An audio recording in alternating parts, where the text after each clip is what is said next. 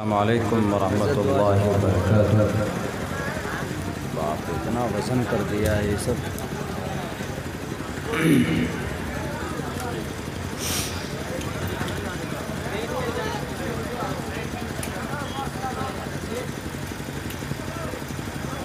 अल्हम्दुलिल्लाहिल्लज़ी अब्दअल अफ़लाक वल अर्ज़ीन वस्सलातु वस्सलामु अला मन कान नबिय्यन व आदम बैनल माइ वत्तीन।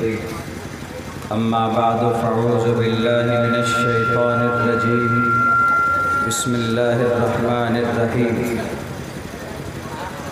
इन्नल मुलूक इज़ा दख़लू क़र्यतन अफ़सदूहा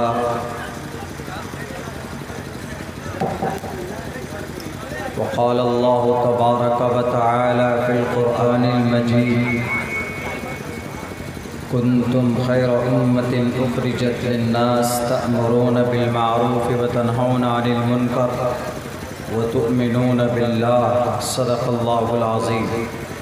क़ाल रसूलुल्लाहि सल्लल्लाहु अलैहि वसल्लम इन्नमा बुइस्तुम मुयस्सिरीन व लम तुबअसू मुअस्सिरीन औ कमा क़ाल नबिय्यु अलैहि सलातु वस्सलाम। In the name of Allah, the most gracious, the most merciful. My Lord, expand me my praise, is my task for me.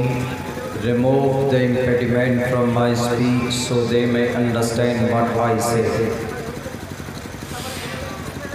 दातव्यमिति यद्यानं दीयते नुक्कारिणे देशे काले च पात्रे च दानं सात्विकं स्मृतं। यदा यदा हि धर्मस्य ग्लानिर्भवति भारत अभ्युत्थानं धर्मस्य तदात्मानं सृजाम्यहम्।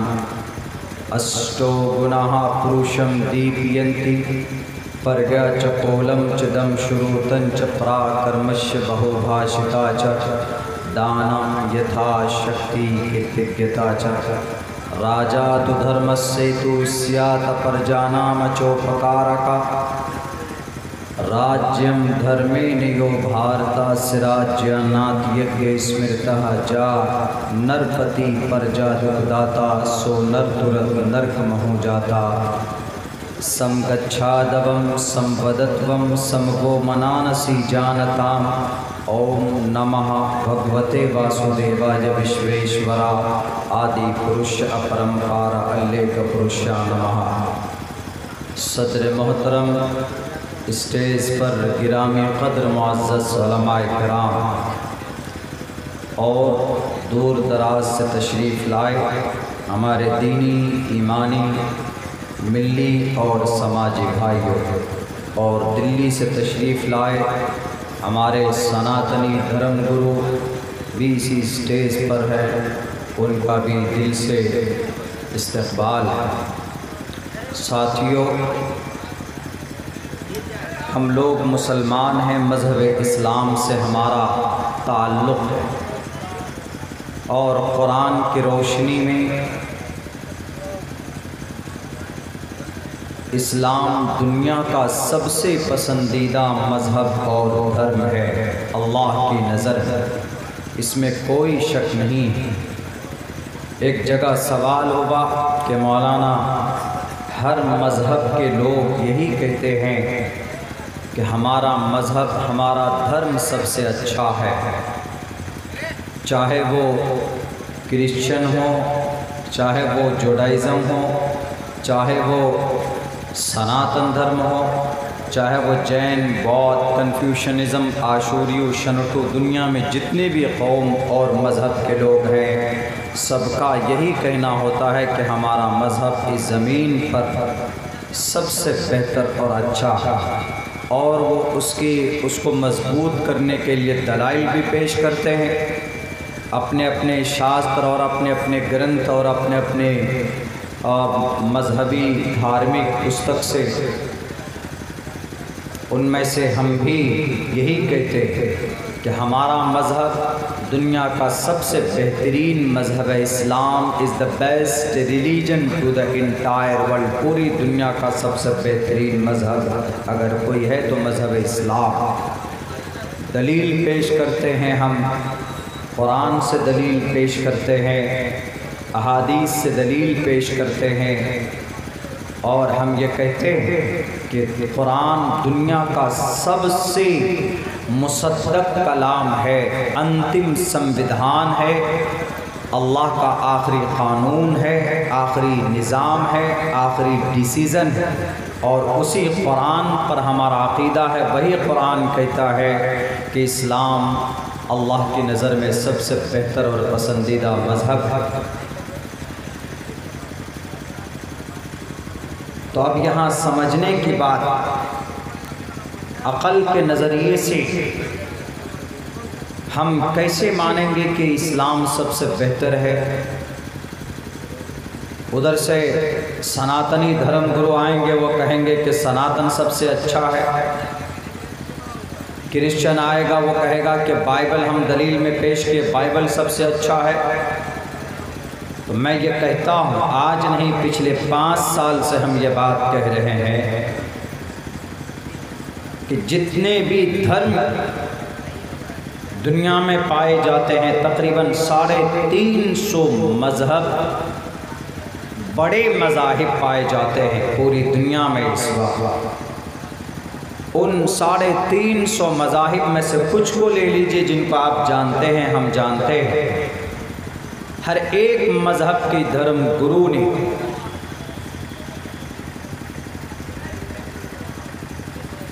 क्रिश्चियन से ले लीजिए आप, ईसाई जिसको बोलते हैं, यहूदी जिसने आज पिछले 1-1.5 साल से पूरी दुनिया को तबाह करने की ठानी हुई है, कहीं पर बम गिरा रहा है तो कहीं पर RDX को बरसा रहा है और कहीं पर कुछ। इन लोगों के नज़र में ये कहते हैं कि हमारा मज़हब सबसे बेस्ट है, सबसे अच्छा।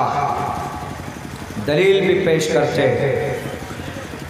यहूदी किन को मानते हैं? हज़रत मूसा को मानते हैं, वो भी अल्लाह को मानते हैं, लेकिन अल्लाह के साथ अल्लाह का बेटा भी मानते हैं। हज़रत उज़ैर अलैहिस्सलाम को वो यहूदी कहते हैं, वक़ालतिल यहूद उज़ैर इब्नुल्लाह, कि उज़ैर हज़रत अल्लाह के बेटे। इसकी वजह से वो लोग मुजरिम बन जाते हैं, मुशरिक बन जाते हैं, डिसबिलीवर हो जाते हैं।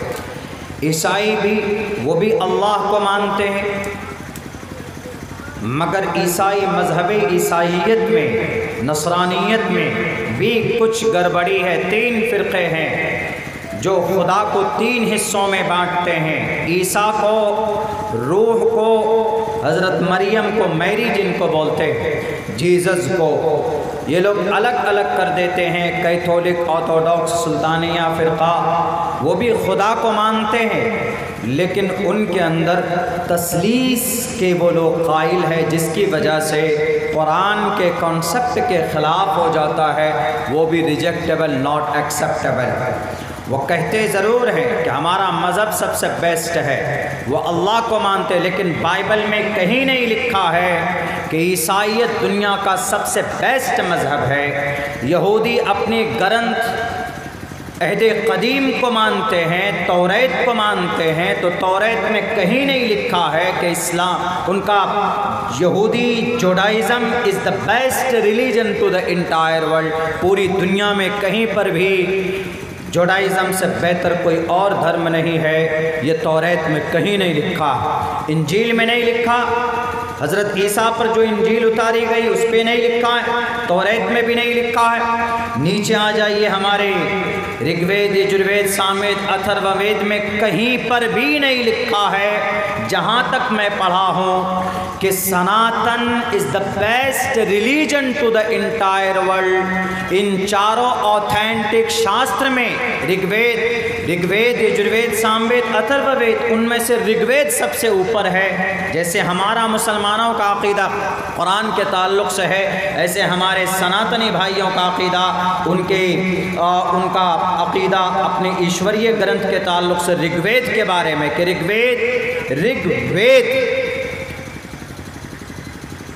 सबसे ऑथेंटिक और सबसे मजबूत उनके यहाँ ईशवाणी है, जो तकरीबन 4 या 5 हज़ार साल पहले किताबी शक्ल में वजूद में आई है। उससे पहले ऋग्वेद का मुसव्वदा नहीं था, किताबी शक्ल में नहीं, सीना बसीना चला आ रहा था। धर्म गुरु लोग, ऋषि मुनि लोग अवतार अपने शागिर्दों को बताते थे, वो उनको बताते थे, ऐसे चला आ रहा था। लेकिन उसमें नहीं लिखा है ऋग्वेद में कि सनातन, पहले बात तो ढूंढना मुश्किल हो जाएगा कि हिंदू धर्म, what is the different Hindu धर्म।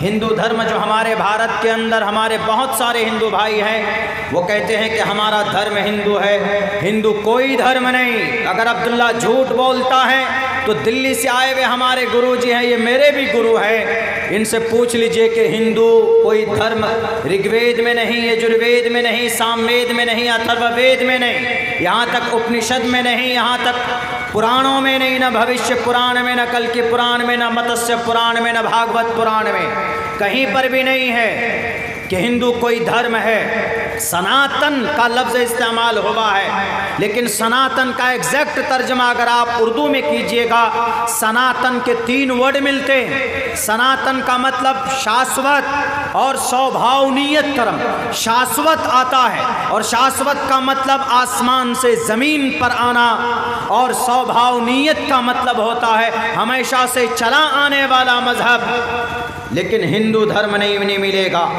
बड़े बड़े रिसर्चर, बड़े बड़े राइटर जिन्होंने अपने ग्रंथों में लिखा है, अपनी हिस्ट्री की किताब में लिखी, उन्होंने ये बात 38 तारीफ़ें की गई है हिंदू धर्म की, लेकिन कोई एग्जैक्ट नहीं है। हिंदू धर्म, I want to convert my religion into the Hinduism, मैं हिंदुइज्म को अपनाना चाहता हूँ, मैं हिंदू बनना चाहता हूँ, अब्दुल्ला सालिम हिंदू बनना चाहता। कौन सा प्रोसेस है, कौन सा मूल मंत्र है? अगर मूल मंत्र उनको पढ़ाया जाएगा तो वही ब्रह्म सूत्र पढ़ाया जाएगा जिसमें लिखा हुआ है एकम ब्रह्म द्वितीयो नास्ते नेहना नास्ते किंचन एकम एवं अद्वितीयम, कि हम परमात्मा को एक मानते और एक के अलावा कोई दूसरा परमात्मा नहीं है, जर्रा बराबर भी नहीं है। बहरे कैफ रही बात ये कि सनातन का लफ्ज़ इस्तेमाल हुआ है, लेकिन जब सनातन की तहकीक करेंगे तो वह कहीं ना कहीं जाकर उसका संस्कृत में इस्लाम का वही मतलब मिलता है। तो हम वही पहुंच जाते हैं कि हिंदू और मुसलमान किसी न किसी ज़माने में भाई भाई थे। इनका नबी, इनके रसूल, इनका पैगंबर महाजल पलवान वाले मनु थे, जिन्हें हम नू कहते हैं। रास्ता भटक गए, बताने वाला नहीं मिला। शास्त्रों में अच्छी बातें, जैसे अगर कुरान को कोई पढ़ना छोड़ दे, सहाय सित्ता की तालीम देना छोड़ दे, अगर ये मदरसा बंद हो जाएगा जो मौलाना निसार साहब चला रहे हैं, सारे मदरसे बंद कर दिए जाएं, आने वाले 20 साल के बाद हमारी जो नई नस्ल है, इनके सामने में कोई एक खुदा नहीं होगा, बल्कि 1 करोड़ खुदा के ये भी पुजारी होंगे। ये भी उनके सामने अपने माथे को टेकेंगे, ये अपने अकाबिर के नाम पर बुतों को मना लेंगे। क्या बुत की इबादत जायज़ है? न तो इस्लाम में जायज़ है, न हिंदू धर्म में जायज़ है। अंधन तमह प्रियोशंति असंभवती मुपास्ति ततु भूय इव्युति तमुयु संभूति अमृतः। पूछिए गुरुजी से इसका मतलब क्या है? अंधन तमह, अंधकार में है, अंधन तमह प्रियोशंति असंभवती मुपास्ति, असंभव चीज़ की जो पूजा करता है। मिसाल के तौर पर कोई सूर्य को खुदा मान लेता है और सूर्य की पूजा करता है, असंभव सूर्य को। बहुत से लोग हवाओं को देवता मान लेते हैं और हवाओं की पूजा करते हैं। बहुत सारे आदमी पानी को खुदा मान लेते, आग को खुदा मान लेते, मट्टी को खुदा मान लेते। असंभवती मुपास्ति, असंभव चीज़ की पूजा करना, वो आदमी अंधकार में है। लेकिन अगर कोई आदमी कहता है कि हम तो असंभव चीज़ की नहीं करते जी, हम तो लो संभव की करते हैं। संभव का मतलब अब इन चारों चीज़ों से, हवा, आग, पानी, मट्टी से बनाकर एक बुत आपने बनाया, एक आपने प्रतिमा बना ली किसी की, एक आपने एक मुजस्समा, एक शक्ल बना ली किसी चीज़ की, अब उसकी पूजा करेंगे तो जायज़? बिल्कुल जायज़ नहीं। असंभवती मुपास्ति ततु भूय इव्योति तमोयो असंभूतियामृतः। बहुत ज़्यादा संस्कृत के बारे में तो गुरुजी बता ही सकते हैं। हम लोग तो संस्कृत हमारा फेवरेट लैंग्वेज नहीं है, हमारी फेवरेट लैंग्वेज तो अरबी है या हिंदी है या उर्दू। इन चीज़ों को हम प्रीफर करते हैं, पसंद करते हैं। असंभोत्यामृतः, या अगर कोई आदमी हवा पानी आग मट्टी, आप देखेंगे जब कोई मूर्ति बनाई जाती है, मिसाल के तौर पर दुर्गे माता की कोई मूर्ति बनाता है तो उसके अंदर पहले कुछ लकड़ियां डालते, फिर ऊपर से मट्टी डालते, मट्टी डालने के बाद उसकी शक्ल बनाई जाती, उसको फिर कुछ दिनों तक आग में डाल, उसमें हवा में डाल देते सूखने के लिए, फिर धूप भी पड़ती, धूप से उसकी वो जब मजबूत हो जाती, उसके बाद कहीं कहीं आपने देखा होगा कि उसमें आग भी देते हैं, या आग के ज़रिए या धूप को आग मान लीजिए उसको सेकते हैं, उसको मजबूत बनाते हैं, तब जाकर उसको कहीं पर ले जाकर उसकी प्राण प्रतिष्ठा करते हैं, तब जाकर उसको कहीं पर रखते हैं, उनके सामने पूजा करते हैं, उनके सामने में मन्नतें मांगते हैं। अगर कोई आदमी हिंदू है तो कोई मूर्ति की, मुसलमान है तो किसी कब्र की पूजा करता है, देयर इज इक्वल, ये बराबर है। अगर कोई मुसलमान किसी मज़ार के सामने जाकर किसी बुजुर्ग के सामने अपनी मुक़द्दस पेशानी को झुकाता है तो वो भी मुजरिम है। कुरान की आयत उसे कहती है, इन्नल्लाह ला यग़फ़िरु अन युशरक बिही व यग़फ़िरु मा दून ज़ालिका लिमन यशा। वो भी मुजरिम, मूर्ति पूजा करने वाला अगर नास्तिक है, नॉट एक्सेप्टेबल है, ब्रह्मा के सामने, लॉर्ड के सामने, ईश्वर के सामने, तो कब्र के सामने पेशानी झुकाने वाला, तू भी मुजरिम, तू मुसलमान नहीं हो सकता, तू भी गुनहगार है। खुदा का कुरान मना करता है, ईश्वरीय ग्रंथ वैद मना करतंदन तमह प्रियोशंति संभवती उपास्ति ततो भूय इव्युति तमोय संभूतियामृतः, वहाँ पर भी इजाज़त नहीं दी गई। बहरकैफ चलिए, तो हिंदू धर्म कोई धर्म नहीं, असल में सनातन है। सनातन का एक्सप्लेनेशन करेंगे और इस्लाम का एक्सप्लेनेशन करेंगे तो आपको कहीं ना कहीं ऐसा नज़र आएगा कि अरे यकीनन भटक गए हैं कुछ लोग रास्ते से, जिनको उनको सत्य मार्ग का दर्शन उनको कराना बहुत ज़रूरी। बहरकैफ तो ये भी अपनी दलीलें पेश करते हैं कि नहीं हमारा मज़हब सबसे बेस्ट है। दलील क्या है? परमात्मा ने कहा, ब्रह्मा ने कहा, विष्णु ने कहा, शिव ने कहा? नहीं कहा। आ जाइए सिख धर्म में। सिख धर्म का गुरु कौन? गुरु नानक, गुरु गोविंद सिंह।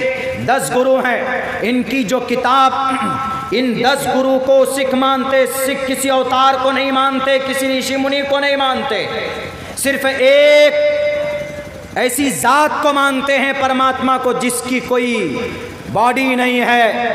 एक ओंकारा सतनाम करता विरुद्ध नरवु नरवीर काल मूरत अजवनी से बुंगुर प्रसादी, ये उनका मूल मंत्र है।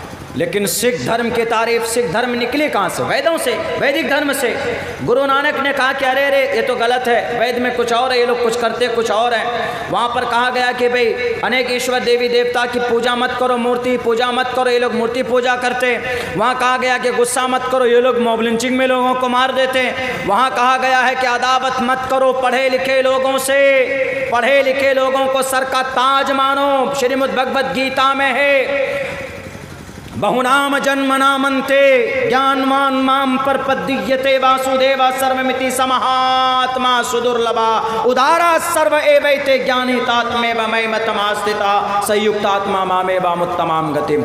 लेकिन यहाँ पढ़ा लिखा कोई मौलाना साहब आ जाए तो उनकी टाड़ी पकड़कर, उनकी टोपी उतार कर उसको फिर थप्पड़ मारा जाता। इसीलिए गुरु नानक जी भ्रमित हो गए, बहुत ज़्यादा नाराज़ हो गए। उन्होंने कहा कि नहीं नहीं, हम अपना अलग रखेंगे। इसीलिए वो वैदिक धर्म से अलग हुए, वैदिक धर्म से जैन भी अलग हुए, वैदिक धर्म से बौद्ध भी अलग हुए। गौतम बुद्ध सिद्धार्थ इंसान था और महावीर जैन स्वामी भी इंसान था। आज उनको भगवान खुदा मानने वाले, they are going to the very wrong way. आप गलत रास्ते पर हो। आपका खुदा एक रोज इंसान था और इंसान खुदा हो सकता है? नहीं हो सकता। कुरान ने भी मना किया है, शास्त्रों ने भी मना किया, जो इंसान होगा वो खुदा नहीं हो सकता, इसलिए कि वो इंसान है। इंसान की कमजोरी होती है। नतस्य कश्चित पतरस्टी लुके नचिस्तान वच्चितिस्य लिंगम। अभी कई 100 मंत्र और श्लोक पढ़े जा सकते हैं, कुरान करीम की कई आयतें पढ़ी जा सकती है कि जो इंसान होगा वह खुदा नहीं हो सकता है। बहरकैफ शॉर्टकट करना चाहता हूँ, रात को 2:30 बजे मेरा टाइम दिया गया है। चूँकि तरतीब ऐसी बनी तो हम और आप क्या कर सकते। मेरे भाइयों, तो सब लोगों ने कहा कि हमारा मज़हब बढ़िया है। उनके गुरुओं ने कहा या उनके महाराजाओं ने कहा या उनके ऋषि मुनि ने कहा या उनके धार्मिक लोगों ने कहा, लेकिन इस्लाम इज़ द बेस्ट रिलीजन कैसे है? अब्दुल्ला सालिम ने नहीं कहा, मोहम्मद रसूलुल्लाह ने नहीं कहा, तमाम अंबिया रसूल ने नहीं कहा। इस्लाम सबसे बेस्ट इसलिए हम मानते हैं चूँकि इस्लाम की दलील, बेस्ट होने की, अच्छा होने की दलील अल्लाह तबारक व तआला ने कहा, अल्लाह ने कहा इन्नद्दीन इंदल्लाहिल इस्लाम। इसीलिए इस्लाम दुनिया का सबसे बेहतरीन मज़हब है, चूँकि इस्लाम की तारीफ़ अल्लाह ने अपनी ज़ुबान में ख़ुद से की है। कुरान करीम की आयत है, हदीस भी नहीं है कि कुछ लोग कह देंगे नहीं नहीं इनकी सनद तो ज़ईफ़ है, ये तो ज़ईफ़ हदीस है, ये तो मनगढ़ंत हदीस है, मौजू हदीस है, बोल सकते हैं। इसीलिए अल्लाह ने कहा इन्नद्दीन इंदल्लाहिल इस्लाम, in the sight of my self Islam is the best religion to the entire world. इस्लाम सबसे बेहतरीन मज़हब है, ये अल्लाह तबारक व तआला की तरफ से। और गुरुजी भी यहाँ बैठे हैं, जो मुसलमान हैं, आज जो लोग तुले हुए हैं, कह रहे नहीं तुम पहले भारतीय बन जाओ, तुम पहले हिंदुस्तानी बन जाओ, अपने आप को मुसलमान क्यों कहते हो? मुसलमान इनका नाम जो मुसलमान है, ये भी नाम अल्लाह ने रखा है, किसी नबी ने नहीं रखा, अल्लाह ने ख़ुद से रखा है कि तुम्हारा नाम क्या होगा। मज़हब इस्लाम तो अच्छा है चलो, लेकिन जो इस्लाम पर चलेंगे, इस्लाम पर चलने वालों का नाम मुसलमान हुआ सम्माकुमुल मुस्लिमीन, ये सब मुसलमान। अब मुसलमान कौन, सच्चे पक्के मुसलमान कौन रहेंगे? कामिल मोमिन कौन रहेगा? पुख्ता मोमिन कौन होगा? मोमिन कामिल कौन होगा? सच्चा मोमिन कौन होगा? सच्चा मुसलमान कौन होगा? ये अल्लाह के नबी अलैहिस्सलातु वस्सलाम ने अपने हदीस में बताई कि सच्चा मुसलमान कौन है। और अल्लाह ने कुरान में कहा भी है, वला तहिनु वला तहज़नु व अंतुमुल आलौन, तुम ही सरबलंद रहोगे, लेकिन शर्त ये है कि तुम्हें मोमिन बनकर रहना होगा, मोमिन बनकर रहना होगा। मोमिन यानी अल्लाह तबारक व तआला के जितने भी इरशादात, अल्लाह के नबी के जो तरीक़े हैं, जो अतवार हैं, नबी और रसूल को उनके लाई हुई शरीयत को मान कर और उनको अमल करना अपनी ज़िंदगी के अंदर में, वही सच्चा मोमिन हो सकता है, कामिल मोमिन हो सकता, मोमिन बनकर वही रह सकता। नमाज छोड़ने वाला गुनहगार है, नमाज छोड़ें और आप कहें कि मौलाना हम सरबलंद रहेंगे, हो नहीं सकता।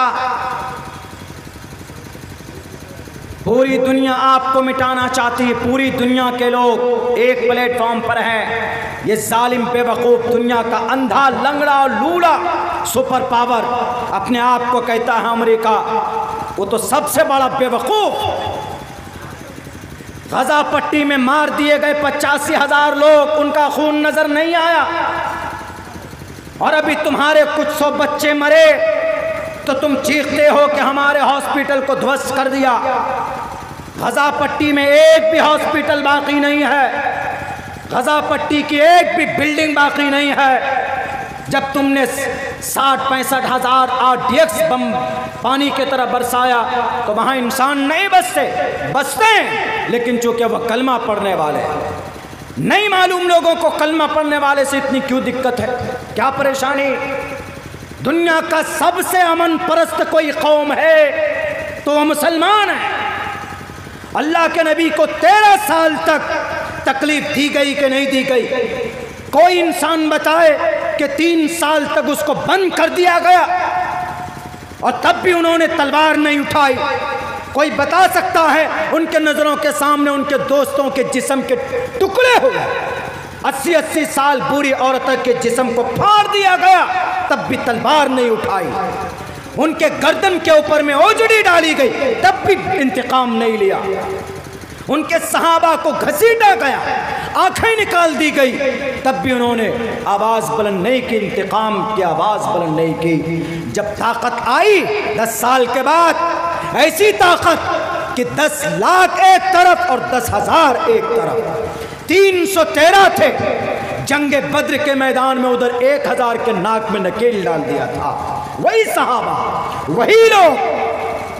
लेकिन अपने से नहीं, सामने से प्रहार होता था तब जाकर ये दिफा करते। एक तरफ 700 साढ़े 700 है और एक तरफ 3000 है, एक तरफ 33,000 है, दूसरे तरफ 3 लाख है, तब भी मैदान जीत कर लाते थे।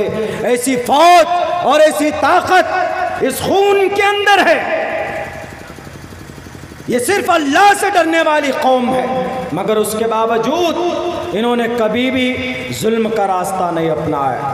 अल्लाह के नबी अलैहिस्सलाम 9 जंगों, आपने 9 बजाते खुद 9 जंग में गए, बल्कि 27 गज़वात में गए आप अलैहिस्सलातु वस्सलाम, जिनमें 9 जंग हुई 9 मरतबा, लेकिन आपने कहीं पर भी किसी भी इंसान का एक कतरा खून अपने हाथों से नहीं बहाया। और आपने ये कहा, आज जो बच्चों पर बम बरसाते हो इसराइल और उसके पीछे चापलूसी करने वाले, गुलामी करने वाले सुपर पावर अमेरिका, जनाबे मोहम्मद रसूलुल्लाह वो थे जब मक्का फतह करने चले हैं तो आपने कहा कि इंतकाम की बात मत करना, हम सबको माफ़ कर देंगे। आज इज़हबू व अंतुम तुलक़ा ला तस्रीब अलैकुमुल यौम, जाओ सबको माफ़ करता। कितनी की तादाद थी? 10,000 लोग थे अल्लाह के नबी के साथ, पूरी ताकत थी। और ऐसे सहाबा जिनके बाजुओं में इतनी ताकत थी कि हज़रत अली और अल्लाह के नबी खुद रुकाना के यहाँ कमर पर एक हाथ से उठाकर, जिसको अगर 40 आदमी ऊँट की खाल में जब बैठता था वो ऊँट की खाल को पकड़कर उठाते तो वो ऊँट की खाल फट जाती थी। उस रुकाना को अल्लाह के नबी ने एक हाथ से उठाकर नीचे रखा था।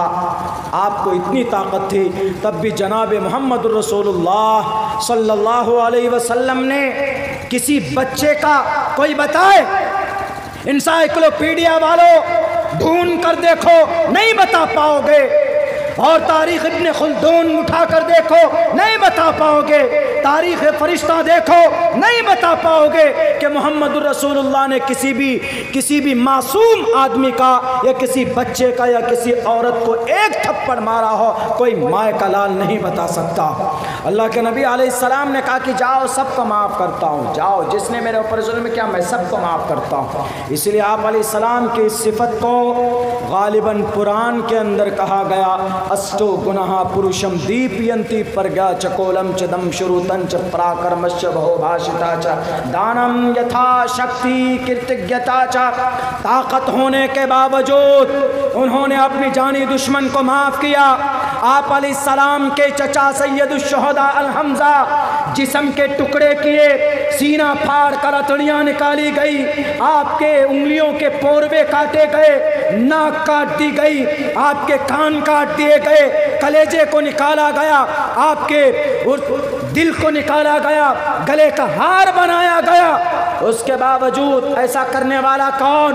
वहशी दरिंदा उस वक्त था। लेकिन जब ईमान लेकर आए तो आप अलैहिस्सलाम ने इस जानी दुश्मन को, आप अलैहिस्सलाम सबसे ज़्यादा चहीते, आप सबसे ज़्यादा प्यार करते थे सैयदुश्शुहदा अल हम्ज़ा से, जो कि हज़रत हम्ज़ा का उनकी शक्ल और आपके अब्बा अब्दुल्ला की शक्ल सेम थी। हज़रत हम्ज़ा ने एक मौके पर कहा था अल्लाह के नबी से कि मोहम्मद, तुम्हें तुम्हारे अब्बा की शक्ल तुम्हें याद आए तुम मुझे याद कर लेना, क्योंकि उनकी शक्ल मेरी शक्ल एक जैसी अल्लाह ने बनाई है। और सुनो भतीजे, जहाँ तुम्हारा पसीना बहेगा वहाँ हम्ज़ा अपना खून बहा देगा। जंगे बद्र के मौके पर, जंगे उहद के मौके पर, बद्र में नहीं उहद में हज़रत हम्ज़ा रज़ी अल्लाह ताला अन्हु बहुत दर्दनाक अंदाज में शहीद किए गए। यानी इस तरह कि उनकी शक्ल नहीं पहचानी जा रही थी। आप अलैहिस्सलाम के सामने लाशें लाई गई, उनकी लाश लाई गई तो आपने इनकार, पहचानने से इनकार कर दिया कि मेरे चचा नहीं है, जाओ लेकर इनको। तब जाकर उनकी बहन ने पाँव की उंगलियों के पोरवों से पहचाना कि ये हम्ज़ा हैं। तब आपकी चीख निकल गई मोहम्मद रसूलुल्लाह की, आप गुस्से में आए, आपने कहा कि जालिमों, एक के बदले मोहम्मद इब्न अब्दुल्ला 70 को लटकाएगा। एक के बदले 70 को मारेगा। लेकिन फ़ौरन आवाज़ आई कि मोहम्मद आप एक के बदले 70 को नहीं मार सकते, एक के बदले इस्लाम में एक ही मार सकते हैं। इसी को क़िसास बोलते हैं। क़िसास ये वहाँ के लिए है जहाँ शरीयत इस्लाम नाफिज है, भारत में नहीं है। क़िसास इसी को बोलते हैं, जिस अंदाज में उसने मर्डर किया है, जिस अंदाज में उसने कत्ल किया है, उसी अंदाज में आप मार सकते हो। अगर आप माफ़ करते हो तो इसका मकाम मर्तबा ज़्यादा। तो आवाज़ आई अल्लाह की तरफ से, वइन आक़बतुम फ़ाक़िबू बिमिस्लि मा उक़िबतुम बिही। ऐ मोहम्मद आप एक के बदले 70 को नहीं मार सकते, एक के बदले एक ही को मार सकते हैं। आप 2 भी नहीं मार सकते, 3 भी नहीं मार सकते। लेकिन आप घबराइए नहीं, मैं जानता हूँ मोहम्मद रसूलुल्लाह आपका दिल बहुत टूटा है, आपका चहीता, आपके चहीते चचा को शहीद किया गया है। लेकिन आज क़यामत तक जितने भी शहीद होंगे, हज़रत आदम अलैहिस्सलाम से लेकर अब तक और अभी से लेकर क़यामत तक, उन तमाम शहीदों में सबका सरदार अगर कोई होगा, वो देखो मैंने अर्श पे लिख दिया है सैयदुश शुहदा हमज़ा, तमाम शहीदों का सरदार हमज़ा रज़ी अल्लाह ताला अन्हु आपके चचा। तब आप अलैहिस्सलाम थोड़े मुस्कुराए, थोड़े खुश हो गए। लेकिन फिर भी दिल गुर्दे की बात होती ना, चचा के कातिल को मारना, ये माफ़ करना दिल गुर्दे की बात होती। आया तौबा करने के लिए, माफ़ी मांगने के लिए, और फिर इस्लाम कबूल किया। लोग कहते हैं कि जबरन इस्लाम कबूल कराया जाता है, बिल्कुल नहीं, 1 इंच नहीं। कोई बता दे कि किसी की गर्दन पर रखकर कलमा पढ़ाया गया। लोग मुस्लिम इंपेरर पर इल्ज़ाम लगाते हैं 800 साल तक, बल्कि 650 साल तो लगातार, 350 साल तो लगातार, 800 साल तक भारत के अंदर मुस्लिम इंपेरर की हुकूमत रही। उसमें कुछ अच्छे भी आए, कुछ बुरे भी आए। अगर वो इस्लाम का प्रचार करते तो 850 साल में पूरे भारत के अंदर एक भी घर नहीं बनता ऐसा जिसके अंदर कलमा पढ़ने वाला ना हो। लेकिन पूरी दुनिया जानती, ये जाहिल अनपढ़ बेवकूफ़ हैं जो कहते हैं कि मुस्लिम इंपेरर ने भारत के अंदर इस्लाम को नाफिज किया और इस्लाम का प्रचार किया। कोई भी बादशाह होता है वो अपनी गद्दी के लिए राजनीति करता, मजहब के लिए नहीं करता, धर्म के लिए नहीं करता। आज देख लीजिए कितने नेता हैं जो धर्म का नाम लेकर धर्म को बेचते हैं। श्री रामचंद्र जी का नाम लेकर धर्म को बेचते हैं, कलमे का नाम लेकर मजहब इस्लाम को बेचते हैं। क्या शास्त्रों में यही लिखा कि मोब लिंचिंग करो? शास्त्रों में लिखा है अहिंसा सत्यम करो दस्तयागा शांति रपैशुनम दया भुलेश्वर रूप तवम हीरे चापलाम। अरे गुस्सा करने की परमिशन नहीं है इस मंत्र में, गुस्सा करने की परमिशन नहीं है। यहाँ तो दंगा करा दिया जाता है जनाब। ट्रक भर भर कर लेकर जाते हैं, लोगों को पहुंचाते हैं, वो दारू, वो चिकन, वो मटन खिलाया जाता है, तब जाकर घरों को आग लगा दिया जाता है। क्या ये धार्मिक काम? सनातन धर्म की कौन सी किताब में सिर्फ राक्षस को मारने की परमिशन है? राक्षस को रुद्रवो गिरीवा शरैत पिशाच अव ब्रह्मा दुविशो जही तुवम तूर्य तरुषतः सत्यम विभाजनी। राक्षस मिलता है तो गर्दन मार दो। और मारा गया, कौरव राक्षस थे, कृष्ण जी को खड़ा किया गया, पांडवों के जरिए से उनका वध किया गया। रावण राक्षस था, राम को खड़ा किया गया। अंधकासुर राक्षस था, काली माता को खड़ा किया गया। दुर्गम राक्षस था, दुर्गा को खड़ा किया गया। राक्षस को मारने की परमिशन है, टोपी दाढ़ी वाले को मारने की परमिशन नहीं। धर्म के अंदर इसकी इजाजत नहीं है। धर्म को बेचने वाले हैं, बेचते हैं, सबने बेचा है। चाहे मुस्लिम इंपेरर हो, मुग़ल सल्तनत का कोई बादशाह हो, या हिंदू धर्म का कोई राजा हो। इसीलिए कहा गया कि राजा तो धर्म से तो इस्यात पर जानाम चौपकार का है। राजा तो ऐसा कानून बना जिससे लोगों को तकलीफ़ नहीं होनी चाहिए। और हकीकी राजा वही होता है जो आवाम के फ़ायदे के लिए कानून बनाता है। राज्यम धर्मेण यो भारतास् राज्यानात्यज्ञ स्मृता, ऐसा कानून बनाता हकीकी राजा भाई होता। जनाब मोहम्मद रसूलुल्लाह ने ऐसा किया। आज जंगें हो रही, लोग अमन के नाम पर अमेरिका बम बरसाता और कहता क्या, हमारा मतलब है बम बरसाने का पीस। एक तरफ बारूद गिराओ और ऊपर से बोलो माइक में आकर बेवकूफ़ जाहिल आदमी कि हमारा मकसद है पीस। पीस का मतलब अमन और शांति। एक तरफ मर्डर करो और मर्डर के बाद आकर हाथ धोकर खून से ये बोलो कि हमारा मतलब है पीस, अमन और शांति।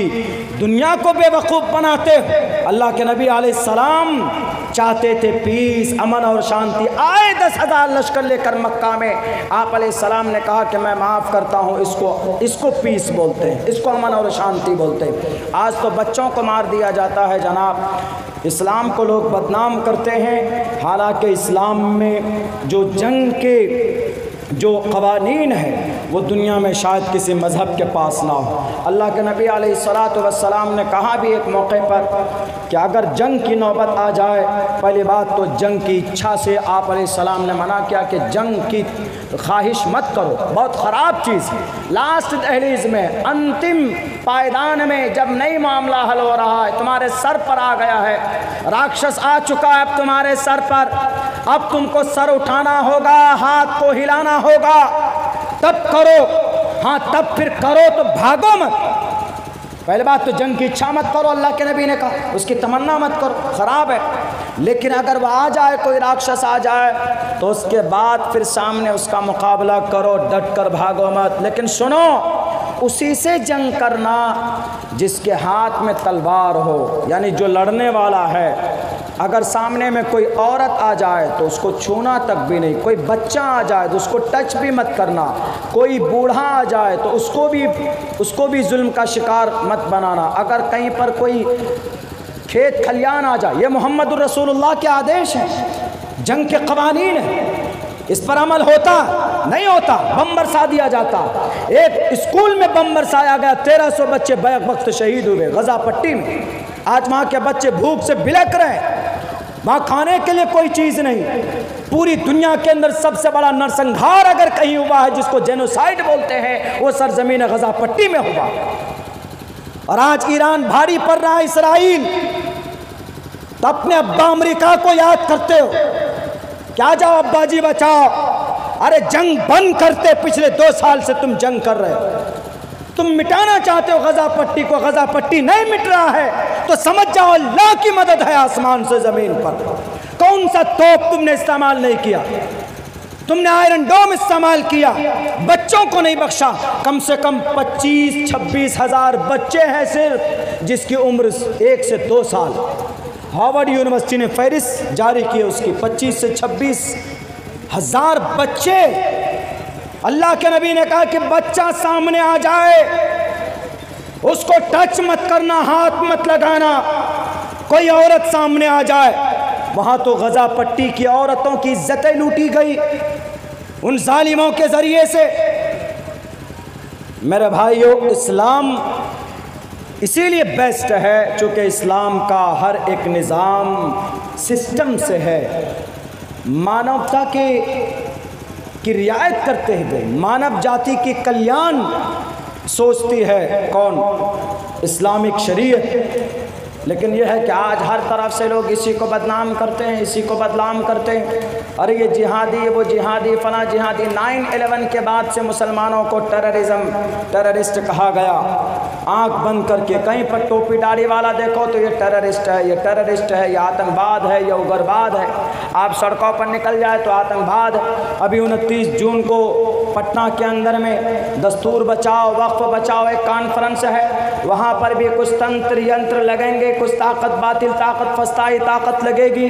क्या रे देखो ये जिहादियों की टोली जमा हो गई, ये जिहादी नहीं है। ज़रा ईमानदारी से बताइए, नया जो कानून बना है, यानी नया कानून अमेंडमेंट करके जो बनाया गया वक्फ की प्रॉपर्टी के ऊपर जो कानून बना है, क्या ये भारत के संविधान के ख़िलाफ़ है कि नहीं है? मैं प्रूव करता हूँ थोड़ी देर में, उसके बाद मैं अपनी जगह लेता हूँ, इसलिए कि माइक बहुत आवाज़ खींच रही है, वरना मेरी आवाज़ इतनी बैठती नहीं, बड़ी दिक्कत हो रही है ये माइक की प्रॉब्लम की वजह से। वक्फ के भारत के अंदर 32 वक्फ बोर्ड है, 32 वक्फ बोर्ड है। सिर्फ संशोधन किसमें की गई? मुस्लिम वक्फ बोर्ड। 32 वक्फ बोर्ड है, हिंदू वक्फ बोर्ड है, सिख वक्फ बोर्ड है, जैन वक्फ बोर्ड है, क्रिश्चियन वक्फ बोर्ड है, बौद्ध वक्फ बोर्ड है, कन्फ्यूशनिज्म वक्फ बोर्ड है, वक्फ बोर्ड सब में। सिर्फ संशोधन किस में की गई? मुस्लिम वक्फ बोर्ड में। तो आर्टिकल नंबर 14 के खिलाफ इक्वालिटी बिफोर लॉ और the equal protection of the laws within the territory of India, article number 14। इसके अंदर 9 मेंबर 11 मेंबर वक्फ बोर्ड में होते हैं, वक्फ सेंट्रल वक्फ काउंसिल में कुछ ज़्यादा होते हैं, उनके अंदर हिंदू मेंबर भी होंगे। जितने भी वक्फ बोर्ड हैं, सिख वक्फ बोर्ड है तो सिख ही उसका मेंबर होगा, मुस्लिम नहीं हो सकता।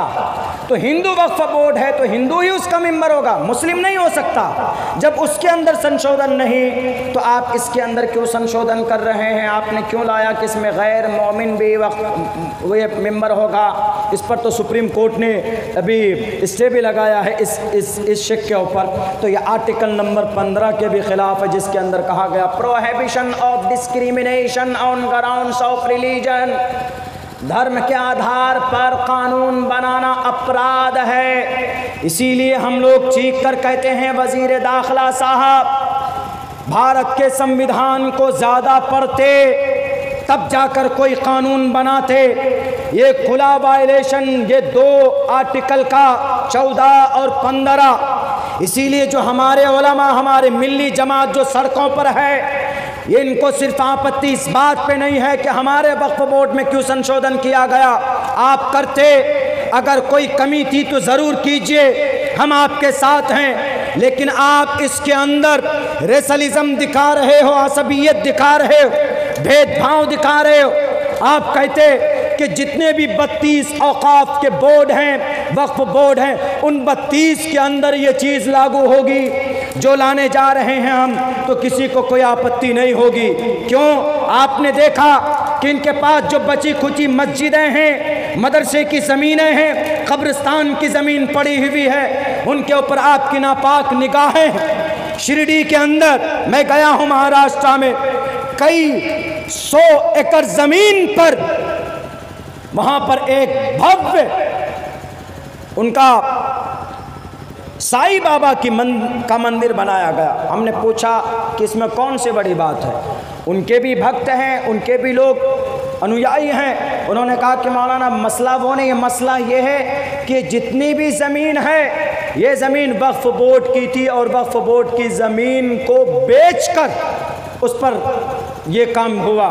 वक्फ बोर्ड की ज़मीन क़यामत की सुबह तक नहीं बेची जा सकती और उसको ख़रीद भी नहीं सकता कोई। तो ये जो दस्तूर बचाओ वक्फ बचाओ जो तहरीक है 29 जून को पटना के अंदर हम बिहार के लोगों को जाना चाहिए, पूरे भारत से लोगों को आना चाहिए। चूँकि 2 जगह पर ये प्रोग्राम है, एक उधर आंध्र प्रदेश में है उसी तारीख़ में और बिहार के अंदर पटना गांधी मैदान में। कुछ लोग कहेंगे कि अरे ये तो आतंकवाद और जिहादी लोगों की जमघटा है, भीड़ है। मेरे भारत के लोगों, भारत का संविधान ने हमें इजाज़त दिया। अगर कोई कानून ऐसा बनता है जो देश के संविधान के ख़िलाफ़, जो देश के धर्म के ख़िलाफ़, हमारा भारत का मज़हब न हिंदू है न मुसलमान, हमारा भारत का मज़हब we the people of India है, भारत का संविधान। आप अपनी ज़ाती एतबार से आप विष्णु को मानिए, ब्रह्मा को मानिए, शिव को मानिए, खुदा को मानिए, आप गौतम बुद्ध सिद्धार्थ को मानिए, जैन को मानिए, किसी को भी मानिए, हमें कोई आपत्ति नहीं है। भारत का संविधान इसकी इजाज़त देता, इसकी परमिशन देता। भारत के संविधान में इजाज़त दी गई है जो कोई अपने मज़हब, जिसका जो मज़हब, किसी का कोई मज़हब होता भी नहीं, वो भी अपने हिसाब से नज़रिया रख सकता, उसको कोई रोक नहीं सकता, उसको कोई टोक नहीं सकता। लेकिन कुछ लोग बैठे हैं गद्दी पर, नहीं मालूम क्या खा कर बैठे हैं, जो क्या साबित करना चाहते हैं कि टोपी और डारे वाले आतंकवाद होते हैं, जिहादी होते हैं, जल्लाद होते हैं। और ये मौलाना लोग इनको मैसेज देते हैं, और फिर मौलाना लोग तो मैसेज इसलिए देते हैं चूँकि इनको अपनी दुकान चलानी है। दुनिया के मीडिया वालों, ए दुनिया वालों सुन लो, अब्दुल्ला सालिम एक तालिब इल्म है, मैंने जो पढ़ा है वो यही पढ़ा है। हमारे नबी साहब को भी अपनी मन की तरफ से कोई बात कहने की परमिशन नहीं थी। वमा यंतिकु अनिल हवा इन हुवा इल्ला वहयुन यूहा। अब्दुल्ला सालिम या हमारे आलिम दीन किस खेत की मूली है, वो कुछ कह नहीं सकते, बल्कि वो वही बात बताते हैं जो शास्त्र में लिखा, और शास्त्र हमारा कुरान है, और हमारे कुरान में लिखा है कि अल्लाह के रास्ते में खर्च करो, अल्लाह के रास्ते में दो। हम देते हैं, हमारे पूर्वज ने दिया है, हमारे पूर्वज ने ज़मीनें दान की है, हमारे पूर्वज ने बड़े बड़े बिल्डिंगें दान की है, उसी को दान और उसी को वक्फ बोलते हैं। और इत्तिफाक से श्रीमद् भगवत गीता में भी है ये दान। दातव्यमिति यद्यानम दीयते नुपकारिने देशे काले च पात्रे च। गुरुजी बैठे हैं, पूछ लीजिए कि गुरुजी इस मंत्र का मतलब क्या।